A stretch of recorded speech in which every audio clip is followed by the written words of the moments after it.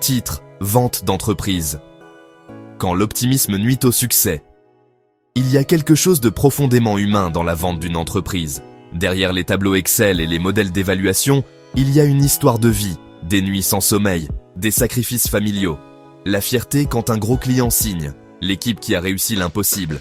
Je comprends, j'admire. Mais parfois, cette fierté se transforme en un optimisme dangereux. Et cet optimisme peut faire capoter l'affaire. Laissez-moi vous raconter ce que j'ai vu. Un fondateur a misé gros sur une nouvelle gamme de produits. Il était sûr que les revenus doubleraient en 3 ans.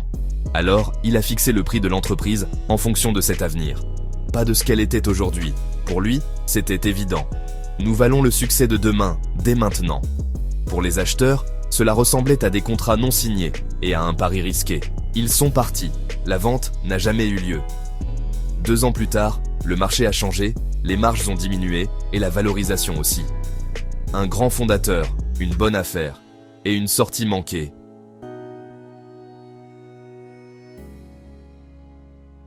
Une autre fois, une PME familiale solide, rentable, respectée, parfaite pour un acheteur sérieux. Mais le propriétaire s'attendait à un prix mirobolant, sans avoir de quoi le justifier sur le papier. Le meilleur acheteur s'est retiré. Le vendeur, qui s'imaginait déjà une nouvelle vie, s'est senti dévasté. Ces histoires m'ont appris quelque chose de simple. Les acheteurs paient pour ce qui existe aujourd'hui. Ils peuvent récompenser demain, si demain est prouvé. Les prévisions doivent être crédibles. Les preuves l'emportent sur l'enthousiasme.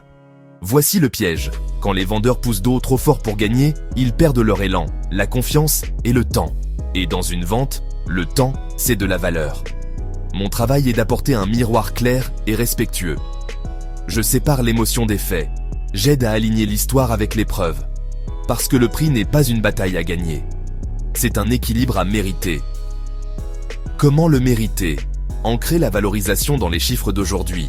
Appuyer chaque affirmation par des données. Qualité du pipeline, taux d'attrition, contrat, économie unitaire. Utiliser des structures qui concilient optimisme et prudence. Earn-out. Paiement basé sur la performance. Prêt vendeur. Prime de rétention. Éviter les surprises. Audit impeccable. Opération bien organisée. Aspect légaux clair. C'est mériter le prix. Pas en criant le chiffre le plus élevé, mais en réduisant les risques de l'histoire jusqu'à ce que le prix devienne évident. Si vous envisagez une vente, demandez-vous: achèterais-je cette entreprise à ce prix, avec ses preuves? Quels risques me feraient hésiter? Puis-je les neutraliser maintenant? Quelles parties de ma prévision sont des croyances et lesquelles sont des preuves? Je comprends le désir de vendre cher. Cela ressemble à une reconnaissance pour une vie de travail. Mais une excellente sortie n'est pas seulement un chiffre en première page. C'est la continuité pour vos équipes. C'est une transaction qui se concrétise. C'est les 2 parties qui quittent à la pièce satisfaite. Le meilleur hommage à votre parcours n'est pas un prix irréaliste. C'est une transition en douceur. Un avenir pour l'entreprise que vous avez bâtie. Et la sérénité que procure une transaction qui résiste à l'épreuve du temps. Si vous êtes proche de ce moment, parlez à quelqu'un qui vous dira la vérité avec bienveillance. Mettez l'histoire à l'épreuve.